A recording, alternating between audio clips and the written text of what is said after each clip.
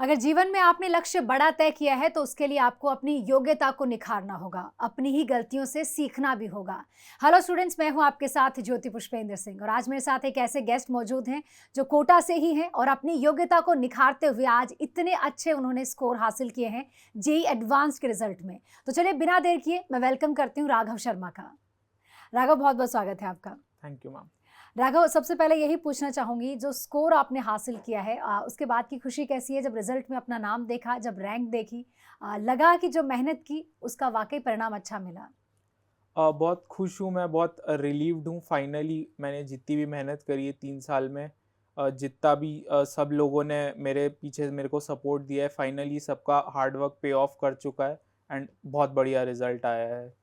अच्छा राघव, इतने अच्छे मार्क्स पाने के लिए निश्चित तौर पर मेहनत लगती है, साथ में मैं कहूँगी एक बहुत ही स्ट्रिक्ट आपने एक डिसिप्लिन के साथ रूटीन फॉलो किया है। मैं वो रूटीन जानना चाहूँगी, राघव का डेली रूटीन क्या रहता था?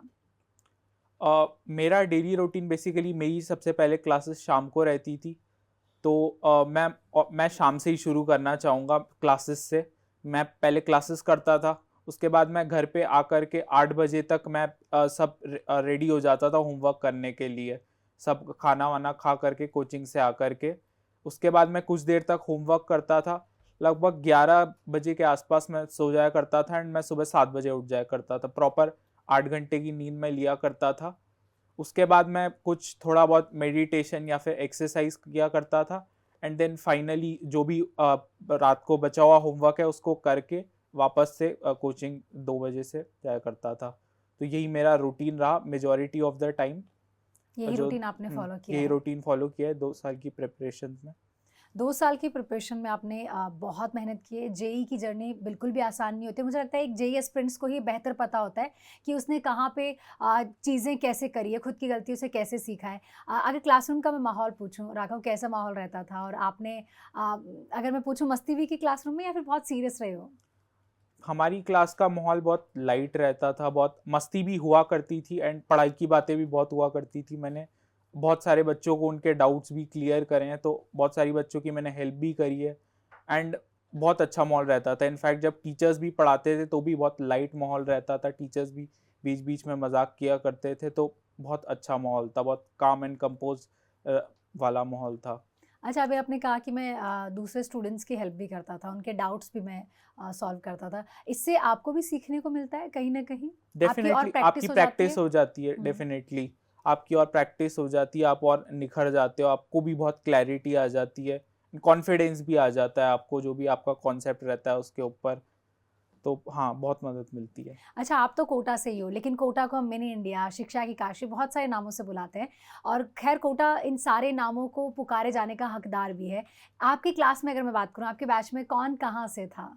हमारे बैच में ऑलमोस्ट पूरे इंडिया से लोग हैं, कुछ लोग महाराष्ट्र से हैं, कुछ लोग झारखंड से हैं, कुछ लोग एक केरला से भी बंदा था, कुछ लोग वेस्ट बंगाल से हैं, कुछ लोग बिहार से हैं, कुछ लोग यूपी से हैं।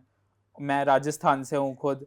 तो ऑलमोस्ट पूरे इंडिया सारे स्टेट से ही लोग हैं हमारी क्लास में। दोस्त बने आपके क्लास में? डेफिनेटली, मतलब मेरे भी सारे पैन इंडिया वाले ही दोस्त हैं। एक महाराष्ट्र से दोस्त है मेरा, एक बिहार से 2-3 दोस्त हैं, झारखंड से एक दोस्त है। तो हाँ।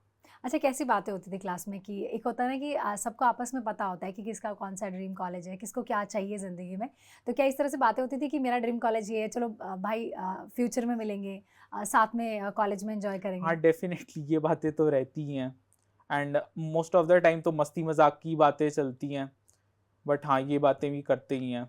अच्छा, पीयर ग्रुप कैसे हेल्प करता है आपको और आगे पढ़ने में, आगे बढ़ने में? क्योंकि कहीं न कहीं एक-दूसरे के बारे में पता चलता है कि किसका पढ़ने का क्या तरीका है, कौन किस तरह से कॉन्सेप्ट को समझता है या फिर कौन कैसे सिली मिस्टेक्स को समझ के हम्म। उनसे आगे सीखता है।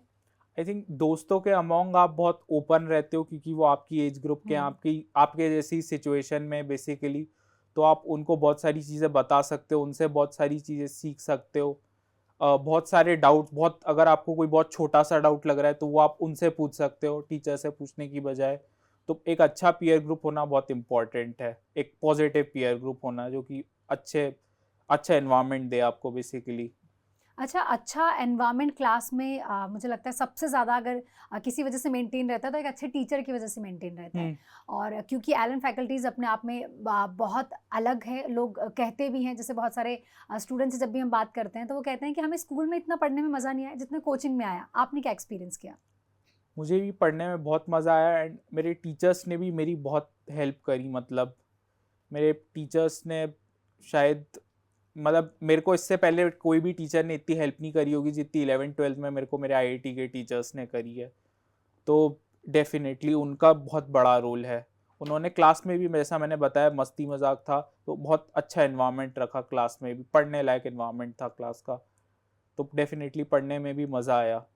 अच्छा, आपका फेवरेट सब्जेक्ट कौन सा है? राघव को सबसे ज़्यादा क्या पढ़ना पसंद है? मेरे को मैथमेटिक्स सबसे ज़्यादा पढ़ना पसंद है और ओके। मेरे फेवरेट सर भी मैथमेटिक्स के ही हैं। अच्छा, मोस्टली हम देखते हैं कि स्टूडेंट्स को कैलकुलेशन से डर लगता है। क्या राघव के साथ ऐसा रहा या शुरू से ही कैलकुलेशन में मज़ा आता था? मतलब मेरे को एज सच डर नहीं लगता है कैलकुलेशन से। थोड़ा बहुत मतलब हाँ, थोड़ा हेजिटेशन रहता है कैलकुलेशन से, मुझे सिली भी थोड़ा मिस्टेक्स भी बहुत। होती है कैलकुलेशन में? हाँ, डेफिनेटली होती हैं सिली मिस्टेक्स, तो बहुत सारी चीज़ों में होती हैं सिली मिस्टेक्स तो, बट हाँ, एंजॉय करते हैं ओवरऑल तो अच्छा, हर आपका चीज़ को। जैसे कोई अगर ये जानना चाहे, जो आपके जूनियर्स हैं, जो फ़िलहाल आपको देख रहे हैं, और शायद आपने भी अपने सीनियर्स को सुना ही होगा कभी ना कभी मोटिवेट होने के लिए या फिर सीखने के लिए, ऐसे में आप उनको क्या कहना चाहेंगे? आपने फिज़िक्स, केमिस्ट्री, मैथ्स को कितना टाइम दिया? डेली बेसिस पे जब भी पढ़ने बैठते थे, किसको कितना वक़्त आप देते थे? आई थिंक इवेंचुअली पेपर तो तीनों का सेम नंबर का ही आना है, तो सबसे बेस्ट है कि तीनों को सिमिलर अमाउंट ऑफ टाइम ही दिया जाए। मतलब थोड़ा बहुत ऊपर नीचे उस दिन के हिसाब से डिपेंड करता है कि जैसे कोई किसी दिन मैथ के टीचर ने ज़्यादा होमवर्क दे दिया तो उस दिन मैथ ज़्यादा कर लिया, बट इक्वल टाइम देना इम्पॉर्टेंट है। ये नहीं कि आप कोई सब्जेक्ट को पूरा ही छोड़ दो, तो इक्वल टाइम दें एंड जो भी टीचर ने होमवर्क दिया है उसको ज़रूर करें। तो तीनों सब्जेक्ट्स को आपने इक्वल टाइम इक्वल ही दिया टाइम था। दिए। अच्छा, क्या कभी किसी वजह से बैकलॉग रहा? कभी बाहर चले गए हो, कभी तबीयत खराब हो गई, और हाँ, रहा तो कैसे कवर किया? मेरा एक्चुअल में मेरे को 1 महीने तक हेपेटाइटिस बी के कारण मैं जा नहीं पाया था क्लासेस। हुँ। तो उस टाइम पे सारा होमवर्क वगैरह एक पूरा चैप्टर ही खत्म हो गया था। तो उसको मैंने कवर किया था अपने दिवाली वेकेशंस में, 7 दिन में। मैंने प्रॉपर अच्छे से सब, पहले तो वीडियो लेक्चर्स देखे उस चैप्टर के, हुँ। और फिर मैंने उस चैप्टर का जितना भी होमवर्क था वो सब एक साथ किया। तो इस तरीके से मैंने अपना बैकलॉग ख़त्म करा जो भी था मेरा। एक आई थिंक 21 डेज़ का मेरा बैकलॉग था, उसको मैंने 7 डेज़ में ख़त्म किया था दिवाली वेकेशंस के टाइम पे, तीनों सब्जेक्ट्स का, फिजिक्स, केमिस्ट्री और मैथ। ओके। अच्छा राघव, तो डाउट्स के बारे में आपका क्या ख़्याल है? डाउट्स आपको आते हैं तो आपको पूछने पड़ते हैं, पूछने चाहिए भी सही, क्योंकि वो बहुत इंपॉर्टेंट है। अगर आपको कोई भी होमवर्क डिस्कशन में डाउट है तो वो तो डेफिनेटली अगले दिन हो ही जाता है क्लास के डिस्कशन में, बट अगर आपको ऐसे अलग से भी डाउट्स हैं तो आप अपने टीचर को ज़रूर कांटेक्ट करें। एटलीस्ट उनको बोलें कि सर आपके पास कब फ्री टाइम है। कई बच्चे हेजिटेट करते हैं, पूछते ही नहीं है, तो वो अच्छा, उससे क्लासरूम में उनका ऐसा भी होता है? क्या, जैसे क्लासरूम में नहीं, मतलब कई बच्चे बाहर से अगर अप्रोच करना हो टीचर हुँ। को तो उसमें हेजिटेट करते हैं, तो वो नहीं करना चाहिए। टीचर को मतलब व्हाट्सएप करके बोल देना चाहिए कि सर आपके पास कब कब वैसे टाइम डाउट है। काउंटर पे भी टीचर्स डाउट अवेलेबल होते काउंटर्स पे हैं। टीचर्स अवेलेबल रहते हैं, बट अगर आपको कोई स्पेसिफिक टीचर से ही पढ़ना हो तो उससे आप टाइम पूछ लो, क्योंकि वो टाइम बता देगा कि वो कब फ्री है। पर टीचर इस मामले में पूरी हेल्प करते हेल्प हैं? करते हैं, हुँ। डेफिनेटली हेल्प करते हैं। ओके। अच्छा, आयरलैंड में जो टेस्ट होते हैं, वो कैसे आपको हेल्प करते हैं? आप कैसे सीखते हो उस चीज़ से? बहुत सारी मिस्टेक्स आपको आइडेंटिफ़ाई हो जाती है टेस्ट में? डेफिनेटली आपको बहुत सारी, मतलब बहुत सारी सिली मिस्टेक्स तो आप आइडेंटिफाई कर ही लेते हो, बट आप किस पैटर्न, अगर आपके पेपर देने के तरीके में ही मिस्टेक है, जैसे कि आपको कोई ऑर्डर चेंज करना है हुँ। या फिर आपको कुछ अलग स्ट्रैटेजी से पेपर देना है, तो वो सब आपको पेपर देख ही पता चलता है। एंड एलन के पेपर क्योंकि बहुत रेलिवेंट भी होते हैं जेई एडवांस के और जेई मेंस के हिसाब से, तो इसलिए बहुत अच्छे से प्रिपरेशन हो जाता है।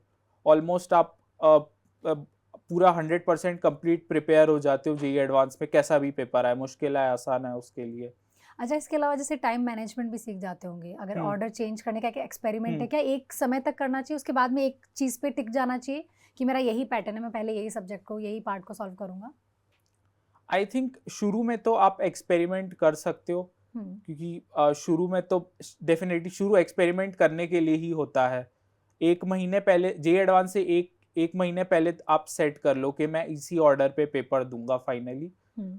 और हाँ, मैंने भी ऐसे ही कुछ करा है। मैंने बहुत एक्सपेरिमेंट करा, पहले फिजिक्स कर लूँ, पहले मैथ कर लूँ, पहले केमिस्ट्री कर लूँ, हम्म। इस ऑर्डर में कर लूँ, कुछ कुछ क्वेश्चंस तीनों सब्जेक्ट से कर लूँ, ऐसे कर लूँ, वैसे कर लूँ, बट इवेंचुअली मैं अपने एक ऑर्डर पे सेट हो गया था।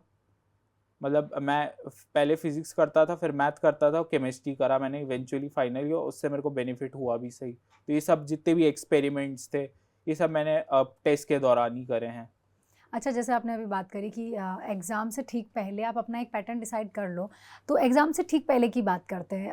आपने रिवीजन कैसे किया? जैसे निश्चित तौर पर ये एक समझना बहुत ज़रूरी होता है कि आपके वीक पॉइंट्स कौन से हैं, मुझे क्या ज़्यादा पढ़ना चाहिए या क्या मुझे कम पढ़ना चाहिए।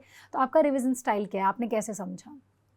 आई थिंक सबसे पहले तो मेरे पास हर चैप्टर के शॉर्ट नोट्स हुआ करते थे लास्ट में, हर चैप्टर के शॉर्ट नोट्स, और जिन चैप्टर के शॉर्ट नोट्स नहीं भी हुआ करते थे उनका मैं फिर नोट से ही पढ़ लेता था। वो जगह जो जहाँ पे मेरे को लगता था कि मेरे को थोड़ा हेजी सा याद है, मतलब अच्छे से एकदम अच्छे से याद नहीं है, थोड़ा हेजी है, तो वो मैं नॉर्मल नोट से ही पढ़ लिया करता था। अदरवाइज शॉर्ट नोट्स ने बहुत मदद करी है मेरे को रिविजन्स के उसमें रिविजन करने में।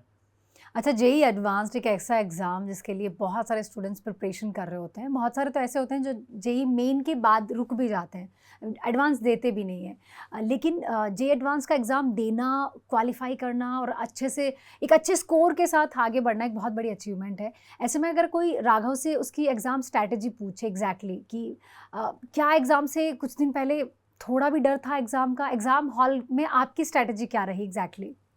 डेफिनेटली कुछ नर्व्स रहते हैं एग्जाम से पहले, और वो होने भी चाहिए, बट इतना ज़्यादा कुछ पैनिक नहीं था, ओवरऑल काम ही था मैं। और अब एग्ज़ाम हॉल में जब आप जाते हो तो भी आप काम ही रहने की कोशिश करो, मतलब डीप ब्रीदिंग करो, और अपने आप को काम रखने की कोशिश करो। डेफिनेटली ट्रस्ट करो अपने आप पे, हो जाएगा, अच्छे से ही होगा, कैसा ही पेपर आए। अपने आप पर भरोसा करना ज़रूरी है। अच्छा, पढ़ने के बारे में तो बहुत सारी बातें मैंने आपसे करी। पढ़ने के अलावा राघव को क्या-क्या शौक है?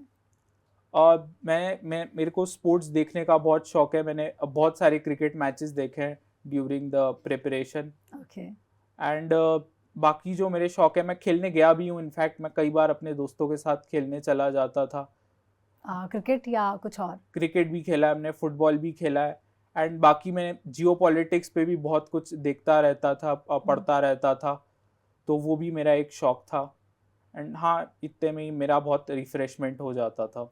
अच्छा, एक स्टूडेंट के लिए ज़रूरी है क्या कि पढ़ाई के साथ-साथ वो कुछ अदर एक्टिविटी जिसमें भी उसका मन है, वो ज़रूर करे ताकि थोड़ा उसका माइंड एक्टिव भी रहे, रिफ्रेश भी हो जाए? क्योंकि आप 24 घंटे किताबों के इर्द-गिर्द नहीं रह सकते हो, क्या कहोगे? डेफिनेटली कोई भी 24 घंटे किताबों के इर्द गिर्द नहीं रह सकता। थोड़ा बहुत माइंड में जब सैचुरेशन आ जाता है तो आपको रिफ्रेशमेंट के लिए कुछ करना ज़रूरी है। जैसे कि मैं एक दो बार अपनी मौसी की शादी में भी गया था, मतलब एक बार मैं अपनी मौसी की शादी में गया था, एक बार मैं थोड़ा घूमने गया था, तो उससे भी मेरे माइंड को बहुत रिफ्रेशमेंट मिला। जब माइंड सैचुरेट हो जाता है तो रिफ्रेशमेंट्स की ज़रूरत रहती है, तो बड़े रिफ्रेशमेंट्स है हॉलीडे वाले, बट हाँ, छोटे छोटे रिफ्रेशमेंट जैसे मैच देख लिया या फिर खेलने चल गए, ये भी टाइम टू टाइम होते रहने चाहिए। लास्ट मैच कौन-सा देखा था आपने? वर्ल्ड कप देखा?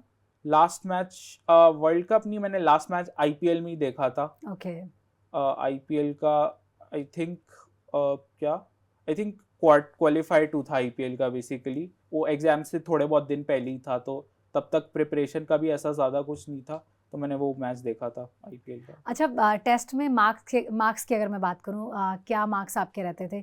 क्या हाईएस्ट मार्क्स थे और क्या सबसे कम मार्क्स थे? आई थिंक 180 मार्क्स का बेसिकली पेपर रहता है, तो मेरे हाईएस्ट 174 के आसपास आ चुके हैं और लोएस्ट शायद 100 के आसपास ही हैं। तो ऐसा फ्लक्चुएट होता रहता है, बट काम रहना चाहिए, क्योंकि कई बार पेपर बहुत डिफिकल्ट आ जाता है इसलिए आपके मार्क्स कम आते हैं, कई बार आसान आ जाता है इसलिए बहुत ज़्यादा भी आ जाते हैं। तो कभी भी कोई एक्सट्रीम को देख के ना तो अपनी एक्सपेक्टेशंस बढ़ानी चाहिए, ना कोई बहुत कम को देख करके अपना मोटिवेशन को गिराना चाहिए। ओके। अच्छा, कभी अगर डिमोटिवेशन हुआ भी आपको अपनी इस जेईई की जर्नी में, कभी किसी पॉइंट पे हो जाता है कि हमें बहुत लो फील होता है, ऐसे में खुद को राघव ने कैसे मोटिवेट रखा? आई थिंक कि सबसे पहले तो जब आप बहुत लो ऑन कॉन्फिडेंस रहे तो पॉजिटिव इन्वायरमेंट रखे अपने अराउंड। जो भी लोग, अगर आपके आसपास के लोग आपको पॉजिटिव बोलते रहेंगे ना कि आप कर लेंगे, आपसे हो जाएगा, तो आप डेफिनेटली उससे बाहर निकल ही जाओगे, क्योंकि कई बार हम उस जोन में पहुंच जाते हैं कि बहुत अंडर कॉन्फिडेंट हो जाते हैं हम लोग अपने तैयारी पे, अपने सब चीज़ों पर। हमको लगता है कि हम इतना नहीं कर रहे हैं, ज़्यादा करना चाहिए। वो होता है, वो हर स्टूडेंट के साथ होता है, बट आप पॉजिटिव रहें, आप डेफिनेटली उससे बाहर निकल जाएंगे। तो पॉजिटिव एनवायरनमेंट आपके आसपास होना ज़रूरी है। अच्छा, इसके बाद उन स्टूडेंट्स को क्या कहना चाहोगे जो कोटा आते हैं पढ़ने के लिए, कोई सपना लेकर आते हैं अपने साथ, लेकिन इस एज में डिस्ट्रैक्शन बहुत सारे होते हैं आपके इर्द गिर्द, तो ऐसे में आपने क्या फील किया? वो डिस्ट्रैक्शन कौन से होते हैं एक स्टूडेंट की लाइफ में, और उनसे खुद को दूर कैसे रखें?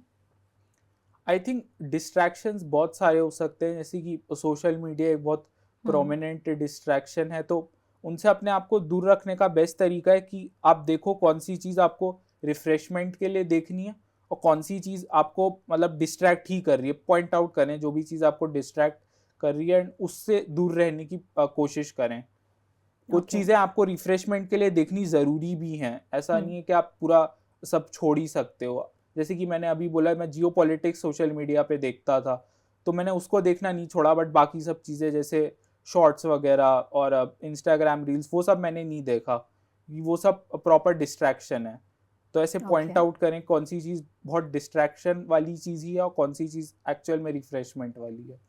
अच्छा, राघव का ड्रीम कॉलेज अगर मैं पूछूं तो कौन सा कॉलेज है? हमेशा से क्या? IIT बॉम्बे। क्या बात है, बहुत कुछ आपने अपनी जर्नी में हमें बताया। क्या अंत में अपने जूनियर्स को एडवाइस करना चाहोगे कि वो ऐसा क्या करे कि वो भी आप ही की तरह JEE एडवांस्ड में इतना अच्छा स्कोर लेकर आए? Keep working hard and trust and believe your hard work. Your hard work will pay off. अपनी मेहनत पर भरोसा रखना बहुत ज़रूरी है। चलिए, बहुत बहुत शुक्रिया, और एलन की तरफ से और हमारी पूरी टीम की तरफ से आपको ढेर सारी शुभकामनाएं आपके फ्यूचर के लिए। उम्मीद करते हैं जैसे आपने फ़िलहाल नाम रोशन किया है पेरेंट्स का, टीचर का, आगे भी ऐसे नाम रोशन करते रहें। Thank you. और चलिए, इसी के साथ फिलहाल मुझे इस खास प्रोग्राम में यही इजाज़त दीजिए। उम्मीद करते हैं बहुत कुछ आपने राघव की जर्नी से सीखा होगा, और जिस सपने के साथ आप जुड़ेंगे वो सपना आप ज़रूर पूरा करेंगे। नमस्कार।